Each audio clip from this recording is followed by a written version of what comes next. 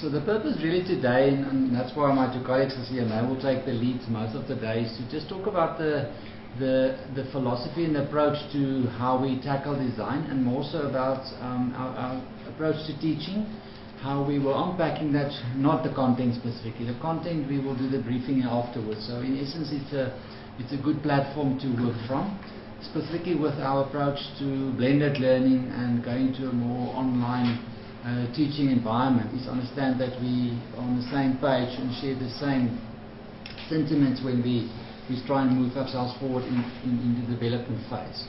And I prepared just as a start a quick 3-page slideshow just to put some main points to the discussion, and I would like Ansi and Roy to assist with giving us some input. Our experience is in moving forward on this kind of endeavors that people very soon get stuck and fall back in the content, and we try and avoid the situation. So we try and facilitate the process, almost foresee the problems that one will get into moving from a traditional way of teaching to a more blended and new approach of teaching. Now the slideshow I can share with you, there's also a video clip available on YouTube that Prof. Alwyn Louw, our academic president, developed, and the slideshow basically come from that, highlighting some main points to talk about. So if we can run through the slideshow. You want to see the slides? Yes, I don't have it will make my life easier. Thanks, Roy. So there's Prof. Alwyn. You can see the video clip, and the link is on the first page in the slideshow that we will make available. Are we not going to watch the video just now? No. It's 9. Yeah, it's 10 minutes. I would recommend if you watch it, these messages take time to sink in. Yeah. So the slideshow, the first 3 slide pages are basically a summary of what he's saying to us. So if you look at a blended approach, one asks, what is blended? Why are we going there? This is Royce. Actually, you will probably be better at talking to this. It's a deliberate choice we exercise at MSA. So we push ourselves to move into this space with various reasons, and the next slide will talk to that. But the purpose is to get into a process of multi-mode delivery, to fully subscribe to the modality of learning and say to each other clearly, different people learn in different ways, different learning styles, and there are different times that they are learning, and there are different paces as well. So it allows that flexible options, and this is a discussion. So Roy, if you would like, don't. Yeah, if we can, I don't know HB, but I think through the whole morning, through this whole session, let's keep it as a discussion rather than a presentation. Yeah. Right, if there's questions that you have or concepts that are used that we assume that people are understanding and you're not sure about, please just speak up about it. Or if you have an opinion. I think the very important thing to understand that when we talk about multimodal and we talk about blended, they're not necessarily the same thing. You're going to hear them and we'll explain what they are now. But they're underpinned by our philosophy of learning, right? Which essentially, and we'll discuss the nitty-gritties of that just now as well, but the philosophy of learning that we've embraced, broadly speaking, I understand there's many and they all have some credibility, but it is social constructivism, first of all, which in very simplistic terms means that we build on concepts that already are understood and exist, and that people are important in that process of learning. That's the first thing, and the other part is that we are learner-centric and learning-centric. Okay, so it's less about us and our delivery, and it's all about really the student and their understanding and learning that's going on. So just in a nutshell, that's kind of the background. As far as the multimodal thing goes, it really is about the fact that information or data is communicated in different ways, right? I like to use this example, and then I'll give it back to HB. I like to use this example that if I wanted to explain to you where Gabon, perhaps not to you guys, but some American, let's say, we have some of them around here. If I wanted to explain to them where Gabon is, what is the best way to do that? Is to show them a map, right? If I try and explain West Coast Africa, north of this or that or whatever, we'll lose them. So a visual mode is the ideally suited mechanism for delivering that bit of information. But there are other information bits which are better to deliver in other ways, and sometimes we can deliver them in compatible ways or multiple ways. So the whole thing about multimodal is that we hear, each of us hear and absorb information and data differently. Some modes of delivery are going to be more appropriate in different contexts. So that in itself is not blended. Okay, when we talk about blended, because by blended learning we're talking about the online delivery versus the face-to-face delivery.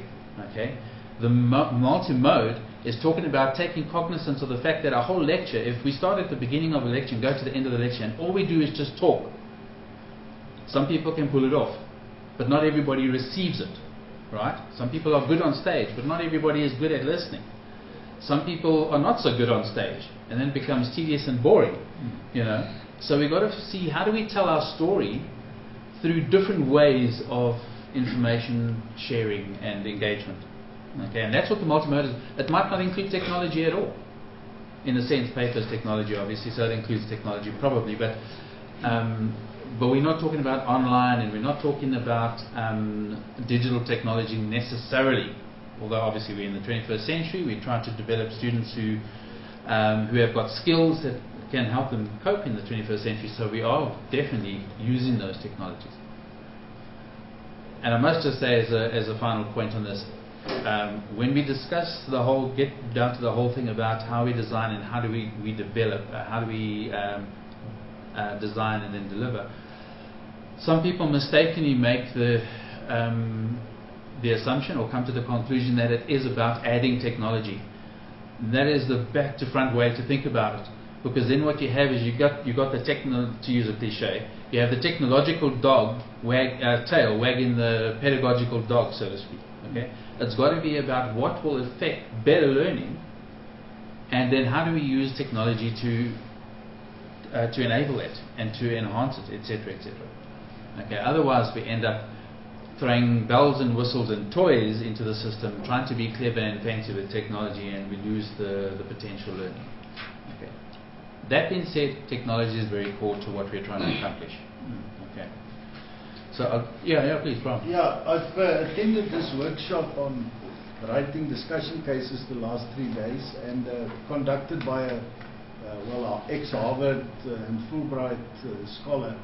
And he made 3 interesting points which I want to share with you. The first was they actually did some research at Harvard, and they put armbands around the students' arms to measure brain activity. And only in 2 cases they registered very low brain activity, even as close as a near-death experience. The one was in lectures, the other one was watching television. Yeah. So that was the case study, and it is documented in a highly scientific paper. So it is not just, let's say, an interesting story. Secondly, linking up to that, he said, remember, there is no shortcut, or there are no shortcuts to academic excellence. That was the second point he made. And lastly, he said, remember, academic excellence is very seldom packaged as entertainment.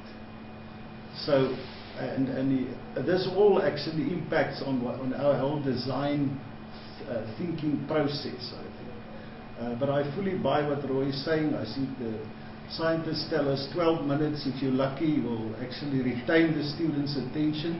After that, a little bit of switching can come in very handy.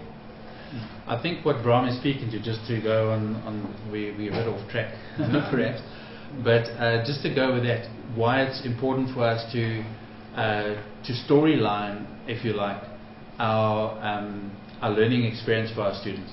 Because it's absolutely true. I mean, you got to sit just 15 minutes in a meeting. You might be dozing off just now any minute if we talk too much. And that's critical what you say, Bram.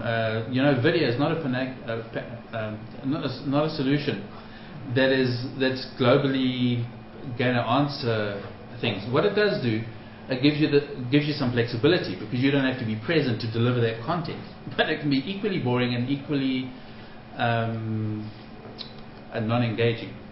As a matter of fact, I saw an